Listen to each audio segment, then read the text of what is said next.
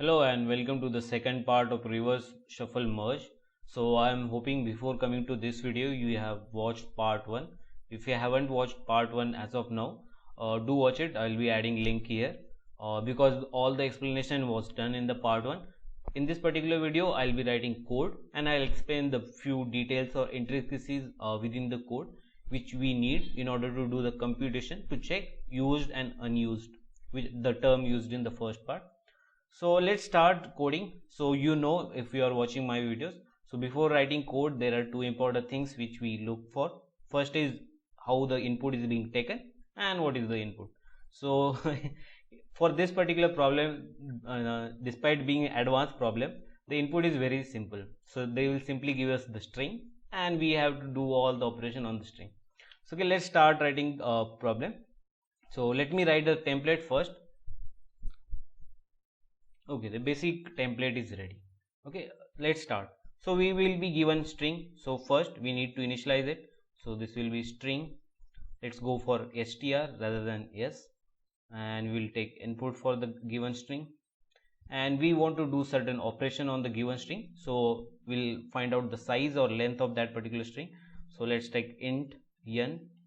So this will be str.size, or you can take length as well. Okay, these things these things are done. Now what we need to do is initialize the values of arrays which will be required in order to do the computation. So initializing arrays. So first array will be, which we discussed, let's go in the form of used, unused and required. So let's start with unused. So this particular array will consist 26 characters from A to Z, and all the values would be initialized to 0 in the start. Similarly for int used, this will be again of size 26. Again the values would be initialized to 0 in the start.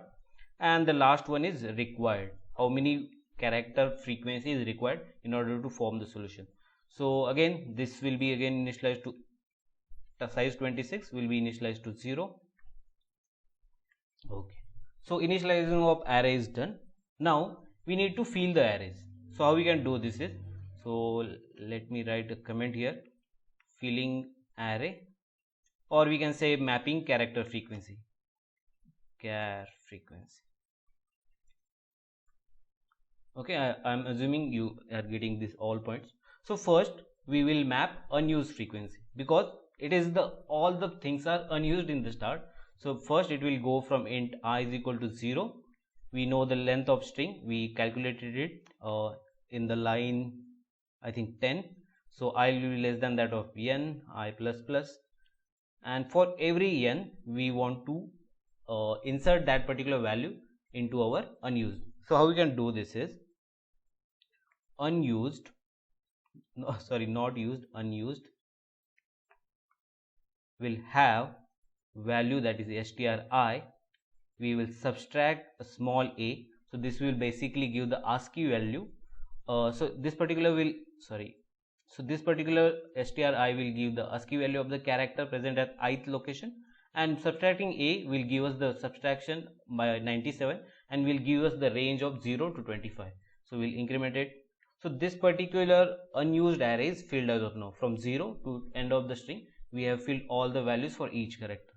Now the required number of characters is, we know it is half of unused, because s is always going to be double in the size as well as in the character frequency. So what we can do is we will map our array from I is equal to 0. So it will basically have 26 characters. It will go from I to 26, and our new array or the required array will be half of unused array. So what we can raise, required I is equal to unused I by 2. So I am assuming you are getting this particular position because we discussed these things. If you see, this was the required field and this was unused, so it was the half of that part. So let me clear this. Okay, unused is filled, required is filled, used will be filled sorry use we will fill only whenever we'll use that particular character. Okay, so Let's move ahead. Okay, now the basic things are done. Now we need to start filling the characters into the resultant string or the A. So how we can do this is we will push the values into our array, character array or string. So for that we need to have a character array or string. So let me take a character array because its operations are simple. So char result, and I'll have a random value, let's say 10,000 or 1 lakh, I don't know what it is. So this is it. Now for the last value, which is the present at the end of the string of yes, we don't have any value to compare with, so we will directly push that particular value into our character array.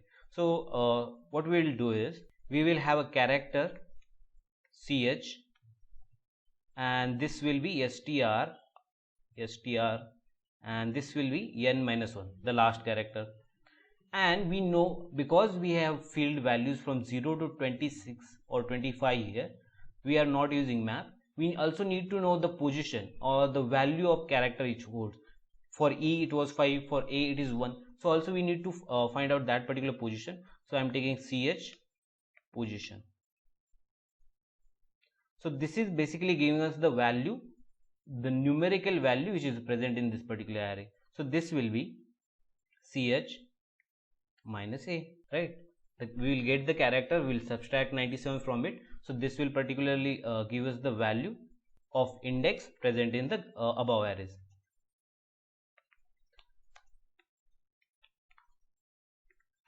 Okay, so far so good. Now we need to push this particular value into a result string or character array. So we need to have another variable. Let's take with j. J is cool, or k is again cool. So let's take int a, j is equal to 0. So we want to increment j after each filling. So rather than doing it explicitly, we'll write it internally. So raise j plus plus will have this particular character.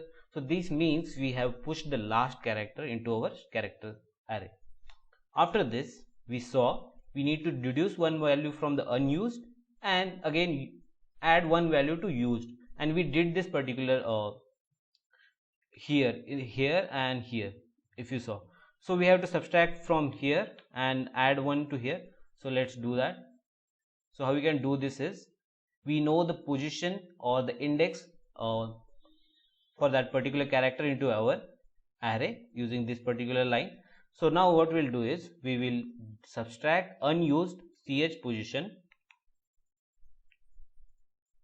minus minus, and similarly we will increment one position of that particular character using a plus plus operator. I hope you are getting this solution. Okay, now this particular whole code was for last character. Okay, after this, okay, now let's start from the rest of the characters. So I'll write a rest of char here. For the rest of characters, there are two conditions which we discuss. For adding any element, we'll first check the required number of character set is smaller than that of present in our result string, is smaller or equal to than present. So I'm just writing it for simplification. We will write code for this. Okay, no issue. And after this, for adding there were two conditions. A next ch could be smaller. For that we have to pop values from the behind or the preceding values, and again there was a condition where ch could be bigger, and there was no issue. We can directly add to our string because we want a lexicographically smaller string possible. So let's start first. So for rest of the character, we need to have a for loop. So it will basically go from, because we are doing from right to left, and we have done for the n-1 condition here. So it will go from n-2 till the way to I is greater than equal to 0 and I minus minus. Okay. Okay. Now the basic condition which we discussed, the required is smaller than the present. Okay. So we have to check this particular condition, and before checking we need to have the character to compare with. So we'll again initialize those values. Ch will be stri, and let me directly copy it because there is no point writing same things again and again. And this again character position will be given by ch minus a. Okay. Now let's start. So this particular if is to check to add or not, right? As of now we are not sure if we have to add the particular character or not. So how we can add particular character or not is, we will check if the character in the used array, so let me write a ch position here, is less than that of required. So if this is the condition, the number of characters which we use is less than that of required, in that case only we will add additional characters. So this will be again a ch position. I should have copied it, it's very long. Okay, so if this is the condition, we will add characters, and if this is a not, we know that the particular character has already been added and we don't have to do anything. So we'll write else, and in this particular else what we will do is, we will basically subtract value from the unused, because there is no use of those particular characters, so basically we will discard it. So this will be ch position minus minus. Okay, even if you don't write unused ch position minus, I don't think there will be any impact on this, because end of the day we will have the basic string, and that only matters. So this is for rejecting, or we can say discarding. So we have seen if, and we have saw else. Okay, in the if, as we said earlier, there are two conditions. One, the ch could be smaller, and one could be ch could be a bigger. So let's start with the small bigger case, because it's easy and we don't have to do anything in that particular case. Okay. How we will see or check the condition is, we will check this particular character with result string, and we know the iterator for result character array is j, so we'll check with j minus 1, so that means the previous character. We will check if this is the condition, and we know that the bigger character can be added easily, so we can simply add a j result j plus plus. We will add character. After this, we know what we do, we subtract one value from the unused. So let me copy, okay, we have, okay, 1 minute. So let me copy these two values. We will subtract one from the unused and will increment one into used. Why? Because we are adding character here. Okay, so I think this is done. Okay, now let's solve the most important condition, that is adding and popping the rest of the values. And I think for this particular condition only, this particular problem has in the category of advanced. Rest of the problem, I think it's more of medium, I guess. So let's start with this particular approach. So before writing else loop, we'll see what we have to do, and we'll do it. Okay, first we have to check if the last element in the string is bigger or not, right? After doing that, if we found, we need to pop that particular value. Okay, if we encounter a bigger element in previous, so we will use a while loop and we'll pop up the elements. Okay, now how we can do this is, the basic condition needs to be, a string needs to be greater than that of 0. We cannot go beyond 0 because we are using a while loop. We need to keep that particular condition in our mind. And another condition, the next element should be bigger. Okay, that's again good. After that, which we saw in the explanation, the value in used and unused must be greater than or equal to required values, because we are looking for the future values. The values we are popping must be present in the future, and how we can get that particular values in the future? Using used and unused array. And if we get that particular value, then only we are popping up the values. Okay, so I'll write the code and I'll explain along the way. So if there is an issue, let me write in the comments, because I know this could be a complex and the whole line is a complex. If you feel there is a doubt, do let me know in the comments. I'll explain it there, because writing is very simple rather than saying. So you can ask there. So while I want my string to be positive, I don't want to go into the 0th value. So while j is positive and the character which we encountered is smaller than that of previous character, so this will be res j minus 1. Okay, now is the essential part. We need to check how to pop up the values and when to pop up values. When we are going to pop up values, when we are sure that the possible values which are required are with us in the unused section, that case only will pop up the values. So how we can check is, first we will decrement value 1 from the used value. So first it will be res the character present. So res not res it is a res j minus is the character, and by decrementing a we will get the value in the 0 to 25 range, and after getting this particular value we will decrement 1 from it and we will increment value which is present in unused, right? Because we are popping up the values and we're checking if the particular character is present in unused the required number of times. So this will be unused, again res j minus 1. So this is res j minus 1 minus a is just for checking for that particular character. We'll check if this particular value is greater than or equal to what is required value. So it will be required, again res j minus 1 minus a small a. Okay, I'm assuming you got the value or logic. We are popping up the values while our string is positive, like we don't want to go into the negative section.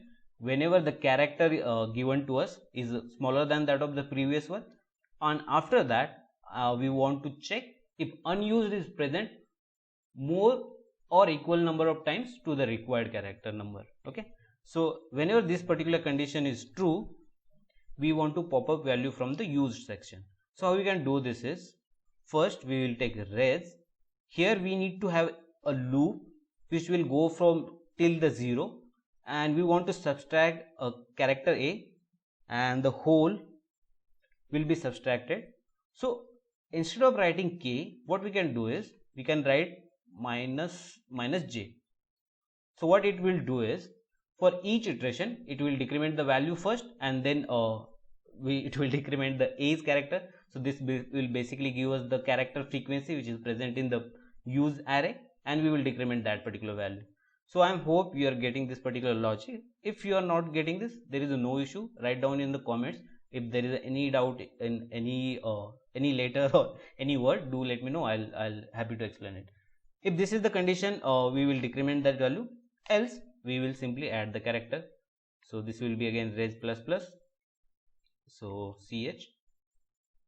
Okay. Now is the time for copy pasting. We will decrement 1 from the unused and will increment into the use whenever we add a character. So this is like no brainer.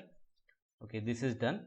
After this we have written the else condition, and we need to close the for loop. So let's close the for loop.